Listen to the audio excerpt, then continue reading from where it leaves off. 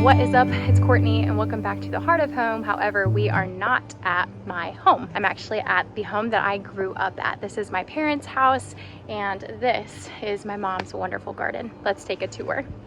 So my parents, when they moved into this house, actually had these grapevines and black raspberries, as well as this tree, which was actually just teeny tiny puny two little trees over there. But these guys have just taken over. This is also a lilac that has slowly made its way over here, as well as our neighbor's crabapple tree. These grapes actually turn red. They're not the green grapes. The grapes are green. You have to wait till they're ready. That's right. Can you eat them now? No. No, why don't we eat them now? You have to wait till they're ready. Yeah, what color are they when they're ready? Purple. You're right, they were purple. Yep, Purple. they're a reddish purple color. You're right, buddy. So it's funny because every year, thanks to the birds, the black raspberries grow in different areas. And black raspberries, if you didn't know it, they have 2 years essentially of canes. So there's a first year cane or like branch, and then there's a second year cane. And the first year canes actually don't produce any fruit. You have to wait until they are 2 years old. So all of the fruit that is now not blooming, of course, because we're past raspberry season. What? Woo! You found a tomato. So all of these raspberries that you see that were once blooming or have likely been picked by us were second year canes. For example, this is actually a first year cane. You can see it's kind of a bluish green, but there's no fruit coming off of here. So this year, there's nothing. But next year, this cane will be producing just as much as the canes that you see above it. Another thing that my parents are just known for here in the town that they live in. Well, first off, this vine is everywhere. But the rhubarb here apparently is like original to the house. And this house was like one of the first houses on the block. And all of the old ladies will come here and pick my mom's rhubarb because they said it is the best in town. If you didn't know this about rhubarb, the older the plant is, the better. And if you've never heard that before and you want to make sure it's true, just go ask an old lady who's been cooking with rhubarb for years. She'll tell you the same thing. Some more first year canes. The raspberries on this side of the shed are actually really funny because they always grow up into this old shed that my parents built forever ago.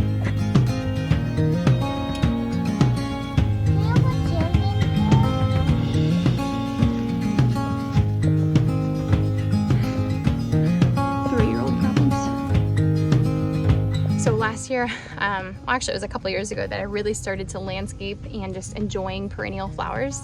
And my parents built a second shed. And I was like, let me do a little perennial bed around there. And so they did. And so they let me plant some black-eyed Susans and then just some perennial grass. I also have heuchera, but this heuchera is not thriving and I'm not even sure why.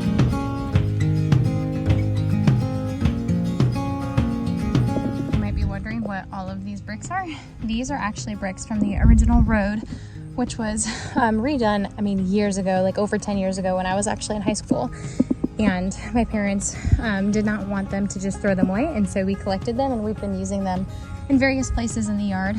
So like our house in Grundy Center, the lower part of our garden beds were actually built out of these exact bricks from my childhood road by my home. But we still have plenty left, so I do actually have some ideas. They are in other areas of the garden. For example, right here in the strawberry bed, which is now kind of turned into a rambling raspberry bed as well. But we use them just to kind of do a small raised bed for the strawberries to help maintain them. There's also a couple little walkways with the brick. My mom is notorious for tilling her garden every year, so we are complete opposite on that.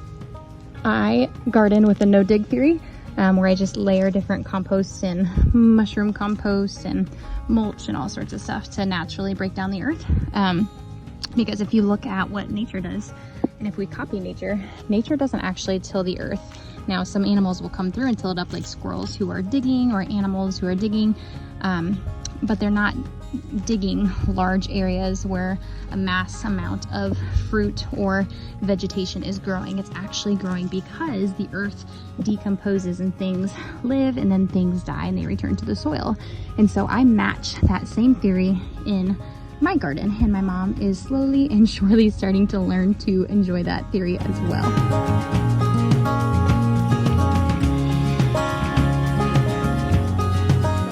Eating a tomato in the heat of the day is one of the sweetest, most tart tastes I have ever tasted, and there's nothing that beats it. Nothing. Picking them in the afternoon actually makes them sweeter because the heat intensifies those sugars. Now I'm just gonna be stuffing my face for the rest of this tour. So Mom has always struggled with grass growing in her garden, and it's always been so overwhelming to the point where she would stop gardening throughout the summer. She'd come out and she'd harvest whatever fruit she could reach, but typically I would come out and harvest because I love it. It's a passion of mine, and I love weeding. And so I told Mom, you know, a big issue of why you have weeds in your garden is because you till. And when you till, you are breaking up the natural ecosystem of that soil, and you are bringing to life potential seeds of things like dandelions, which you could argue are not a weed. It's just whatever you don't want in a certain part of your landscape or garden is considered a weed. But if you didn't know, dandelions are actually super medicinal and great for you. But anyways, we have different clovers, grass, dandelions, a variety of things that grow in her garden. So I told her, I said, listen, I know you're not able to water all the time because my mom runs her own business and my dad is retired, but they don't like to water twice a day. And I understand it also costs a lot of money. And so one way that you can avoid having to water so much is one, mulching your soil, mulching it with a broken down mulch, preferably one that is not dyed a certain color, but is more organic. And smaller cut will be easier to decompose. If you're getting thick pieces of mulch, it's going to take them longer time to decompose. So mulch will actually help retain moisture in the soil. So it keeps you from having to water it all the time because the water is not just evaporating. So the downside to mulch is that it does suck nitrogen out of the soil. So you do have to keep in mind that if you have mulch as a topper in your garden, that you probably will have to substitute with some sort of organic fertilizer, which my mom does. So she actually uses the same thing that I do, which is a first for her. This is Neptune's Harvest. This is the fish and seaweed fertilizer. The reason that we use this is because it's fast acting. Mom's cucumbers actually really struggled. She did some from seed and then had a few that I got from the farmer's market, and I couldn't tell you if those are from seed or if those are the farmer's market ones or if these are. I have no idea, but these ones are just massively stunted. And we know that because one, they're puny in comparison to the other plants. Two, they have foliage that's dying or is slightly diseased.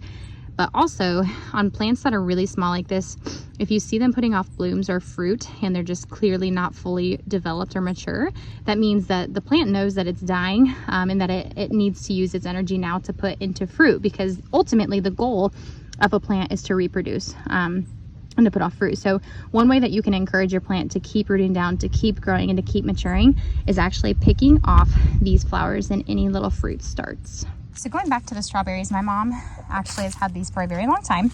Again, over 10 years. These are June-bearing strawberries, which means they put off all of their fruit within a couple weeks, typically in June here in Zone 5B. The other strawberry choice that you frequently will hear of are ever-bearing, which means they will bear fruit throughout the summer. It just won't be in like a mass amount because it's taking time to produce them throughout the summer. Another item that mom has in here accidentally and just never pulled out is oregano. So this is oregano.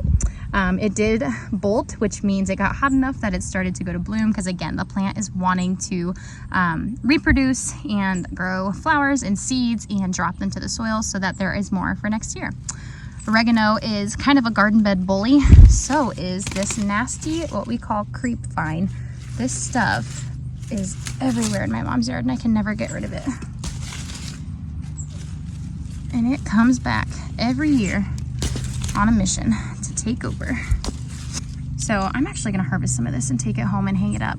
Now, when an herb bolts like this, typically it's gonna change the flavor of the foliage. Things like basil, especially if you go in and you pick off So like all of that is actually flowered. So I'd want to pick it all the way back here to encourage the plant to put off more foliage and to quit bolting. But at this point, it's really beautiful. The pollinators love it. And my mom doesn't really do anything with it. So it's really just kind of pretty and she enjoys it at this point. So mom is not one to do any sort of seed starting. She does get all of her plants either from these hardware here in town or things like Costco or Menards when they're in town. But let me show you guys a couple of different tomato varieties that she has in here. Here's one. This is called the Husky Cherry Red. And these guys really are husky. They're just thick little things. This plant hasn't actually bloomed yet. So these are the first blushing tomatoes on this one. So she's actually lost a lot of these tags, probably buried underneath our little swells here to keep the moisture in. That's okay. So this tomato plant looks very familiar. It looks very similar to my black strawberry cherry tomato plants, except it's not streaky. Now, if you've grown black crims, this is the same idea. What happens with tomatoes like this that are kind of purple or dark in color is they have more of what's called an anthocyanin. Now, anthocyanins are just plant compounds that essentially have a lot of antioxidant properties. And so they have different benefits for your health. But, oh my, they're delicious. Gosh, they're so good. You guys remember, maybe if you're my age, I'm 28, but the Kiss Me Through the Phone, Kiss Me Through the Phone, that song, all I can think of is, taste this through the phone, taste it through the phone. I'm ridiculous. So she then has some just traditional, they're not the super sweet 100s, but just a traditional cherry tomato. And there's a yellow version of these. Hello, little mud dauber.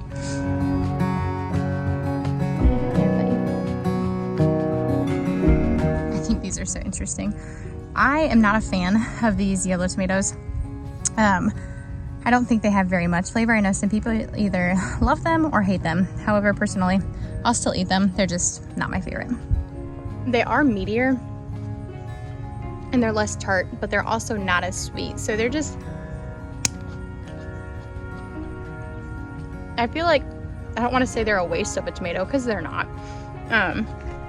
But in my books, if I'm gonna plant a tomato, I want it to be like super meaty, like aroma, or like robust in flavor, or very unique like those black strawberry cherry tomatoes. And this one just isn't doing it for me. Mom is also taking her first try at a spaghetti squash plant. She's never done this. This is also an heirloom, so mom could technically let it grow out and mature and save the seeds from it. You guys believe I used to have a tree house built up in here? Me and all the neighborhood boys. We built these tree houses up here and we put, see the rope? We put this tire swing in there and it's been there for years now.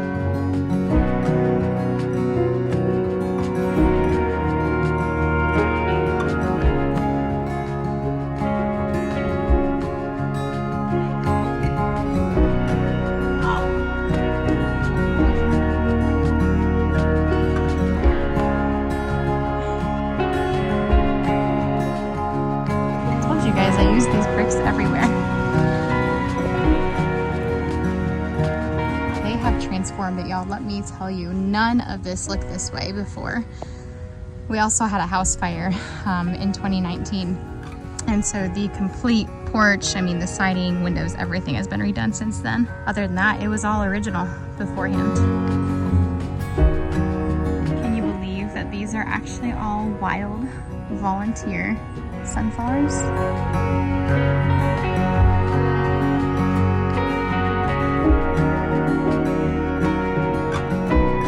So that is it, guys. That is my mom's garden. That if you have been around and you've been on my Instagram stories, you know that I am at mom's house when we see all of these plants that I just showed you guys.